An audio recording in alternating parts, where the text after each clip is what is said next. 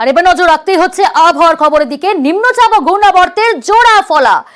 আজ ও আগামীকাল দক্ষিণবঙ্গে ভারী বৃষ্টি, মঙ্গলবার পর্যন্ত দক্ষিণে বৃষ্টি চলবে। কলকাতায় ভারী বৃষ্টিতে বিভিন্ন এলাকা জলমগ্ন, মৎস্যজীবীদের সমুদ্রে যেতে নিষেধ।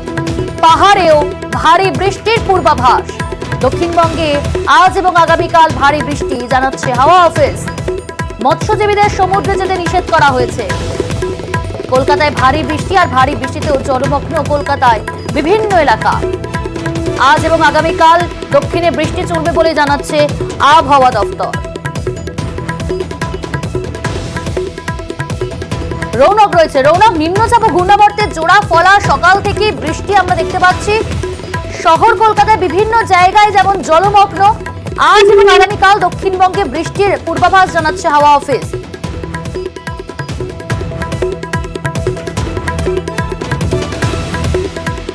রৌনক, শোনা যাচ্ছে? খুব সম্ভবত যোগাযোগ বিচ্ছিন্ন হয়েছে। নিম্নচাপ এবং ঘূর্ণাবর্তে জোড়া ফলা, যার জেরে বিভিন্ন জায়গায় বৃষ্টি এবং জলমগ্ন শহর কলকাতার বিভিন্ন এলাকা। সেই ছবি, এই মুহূর্তে ডালহৌসির ছবিটা আপনারা দেখতে পাচ্ছেন, সেখানে জলমগ্ন। রৌনক রয়েছে। রৌনক, নিম্নচাপ ঘূর্ণাবর্তের জোড়া ফলা, আজ এবং আগামীকাল দক্ষিণবঙ্গে ভারী বৃষ্টি, কিন্তু এই বৃষ্টির ফলে শহর কলকাতার বিভিন্ন এলাকা জলমগ্ন। তুমি যেখানে রয়েছে সেখানকার পরিস্থিতি কি? দেখো, একেবারেই শহর কলকাতা থেকে শুরু করে দক্ষিণবঙ্গ প্রত্যেকটি জায়গায় কিন্তু ভারী থেকে অতি ভারী বৃষ্টি। একদিকে যেমন ঝাড়খণ্ড থেকে শুরু করে পশ্চিমবঙ্গ সংলগ্ন এলাকায় যে নিম্নচাপ সৃষ্টি হয়েছে সেটা তো রয়েছেই, পাশাপাশি উত্তর বঙ্গোপসাগরে একটি ঘূর্ণাবর্তের সৃষ্টি হয়েছে।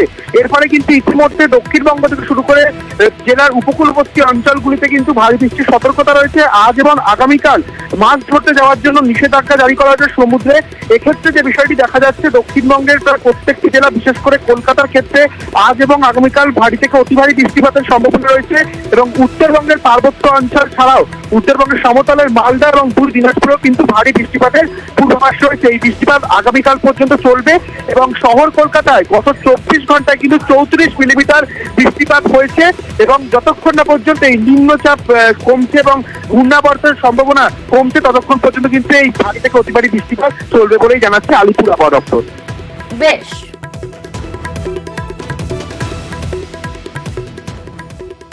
26 তারিখ পর্যন্ত আমাদের সব দক্ষিণবঙ্গের সব জেলাতেই প্রায় সর্বত্রই হালকা থেকে মাঝারি বৃষ্টিপাত, তার সঙ্গে ভারী থেকে অতি ভারী বৃষ্টিপাতের সম্ভাবনা আছে।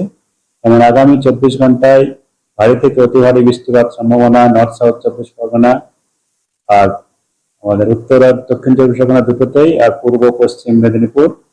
আর ভারী বৃষ্টিপাতের সম্ভাবনা হাওড়া, হুগলি, কলকাতা, বাঁকুড়া, ঝাড়গ্রাম, পূর্ব পশ্চিম বর্ধমান, পুরুলিয়া। আর সব জেলাতেই বজ্রবিদ্যুৎ সহ হালকা থেকে মাঝারি বৃষ্টিপাত প্রায় সর্বত্রই হবে।